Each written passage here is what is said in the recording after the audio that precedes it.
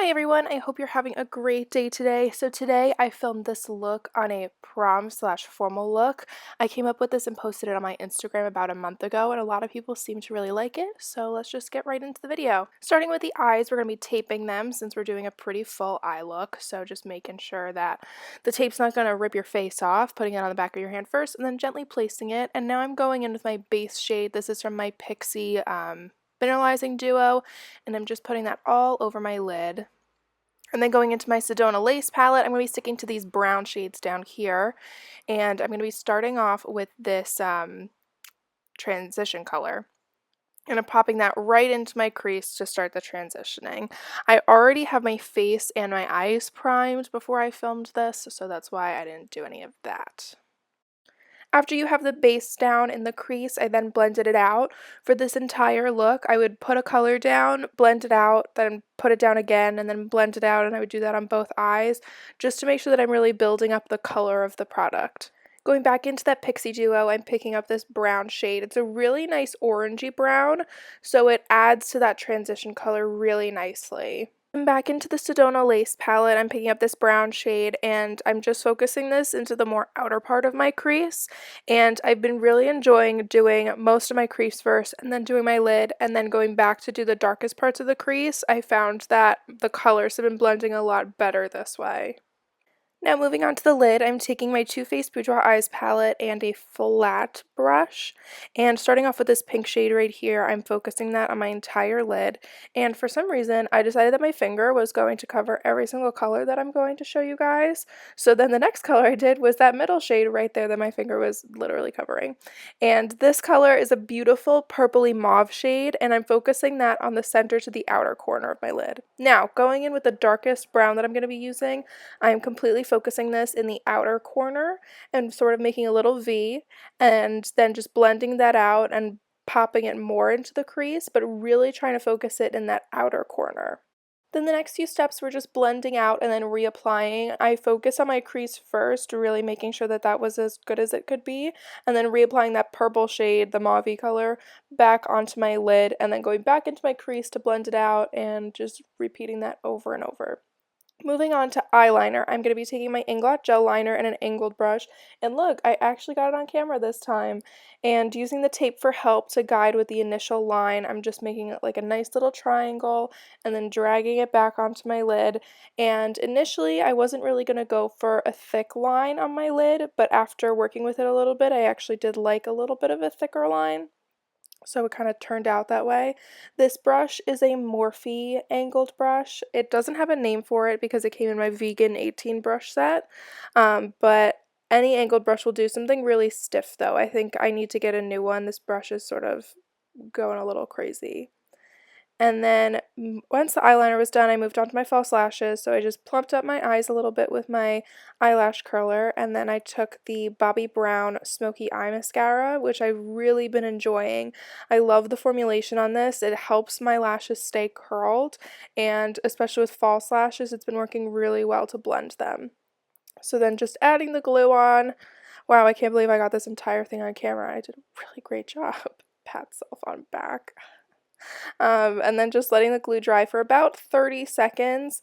The biggest thing about false lashes, you have to make sure that the glue gets tacky before trying to apply it, otherwise it'll go everywhere.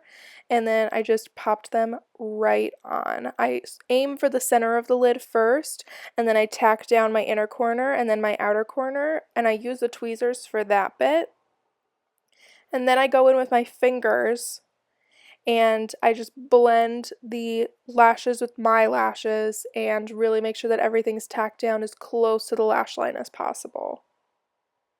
And that is the eyes done.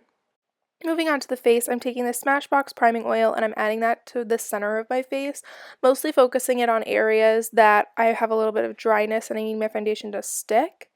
And then going in with my Model Co highlighting trio, taking that salmon color and popping that right under my eyes. Correcting before doing foundation for this look really helps the whole hiding the under eye bags thing. Then with my foundations, I mixed my Rimmel London Match Perfection and my Makeup Forever Ultra HD foundation. I love these two together. The Rimmel foundation is just a little bit heavy, so the Makeup Forever one really helps lighten it up a little bit, and I just love how this comes out, especially for a formal look. I really like doing full coverage foundations because you're going to be wearing them for a long time and a lot of pictures, and you want to make sure that everything looks good. Now moving on to my concealer, I'm using the NYX HD Concealer, and I'm popping that on in 3 motions rather than doing the big triangle that has been done for a while. This product blends so nicely, and you need so little of it that I find these 3 motions simulate the triangle, and then you can blend it out to where you want it. And then I'm putting it right in the center of my face, the chin, the nose, and the forehead to pull the entire look together, and then blending that out with a sponge. We are going to be baking and setting this because it's prom and formal, you need to. And you just want to make sure that there is no creasing before setting it. If you set your concealer or any powders with a crease in it, the crease will set. So making sure that it's blended out as perfectly as possible before setting it is the key. Then going into my Anastasia kit, I'm taking my banana powder and a big fluffy brush, and I'm just setting my under eyes before baking and really making sure that those under eyes are as bright as possible. Then taking my NYX HD Photogenic powder, I am popping that in all the areas that we want to bake. So I'm putting that under the eyes, I'm putting it on my chin, my nose, my forehead, and then right above my cupid's bow too, because you really want to pop this in places that you want to minimize sweat. And when you're picking powders and foundations for your look, make sure that your SPF is under 10 because there will be flashback in photos if the SPF is above 10. So the fact that this says photogenic powder, I really trust, and I know because I've tested it, that the flash will not create a look and a flashback on your face. There are so many powders that when you take the picture, you can see exactly where the powder was sitting. So making sure that you take care of that when you're doing your makeup is the key. And now while the center of the face is baking, just moving on to contour, I'm taking that dark shade from my Anastasia contour kit and I'm popping this under my cheekbones, and I am following my natural cheekbone. So starting right at my ear and then curving it with my cheekbone so that I get a nice quote-unquote natural effect with it, and then baking that as well. So we're going to bake the whole face with this look, and I am going to go back and blend this out and add another color, but that's after this happens. So moving on to the brows while everything is baking. I'm taking my Anastasia dip brow and a Morphe angled brush, and I'm not sure which one it is, so I'll pop it down in the description box. And I'm just following my natural brow, filling it in and structuring it so that it looks as nice as possible. If you are getting your eyebrows waxed for prom, make sure you do it at least 2 to 3 days, if not a week in advance. For pore reasons and for redness reasons, just a little tip from previous experience. And then I'm taking a spoolie and blending that out. So once the brows are done, the face has officially baked for a long enough time. So I'm just taking a fluffy Sephora brush and brushing all of that off. My only complaint about this NYX powder that I've been using is that if you leave it on for a little too long to bake, it does leave a little bit of residue, so it takes a little bit harder strokes to wipe it off the face. It still does the job really well, but I definitely recommend something lighter like the City Color or the RCMA powder. Now going on to contour the rest of the face, I'm taking what's left of that Anastasia center color from my Anastasia contour kit, and I'm just doing my forehead, my nose, and then my jawline, and really making sure that I'm warming up the entire face so that it doesn't look flat. And then very tightly, I flattened this brush as much as possible and kept this color right to my jawline. I didn't blend it down. I didn't do crazy like I did the other color. And this really helped define that jaw and define that cheekbone and that contour. Then moving on to face powder, this is my Makeup Forever Pro Finish powder, and I'm popping this all over the face to set the rest of it and just to bring all the colors together. And this is when I bring everything down onto my neck, so making sure that my face matches my neck. And then going in with the 2 highlighting shades from the Anastasia kit, I'm popping that under my eyes to just brighten it a little bit more, and then running it down the center of my nose. And then taking my Champagne Pop by Becca and Jaclyn Hill, I am popping this everywhere that you want to highlight. So taking a big fluffy fan brush, you can use a little fan brush if you want. I am putting that on my cheekbones and really making that highlight come through.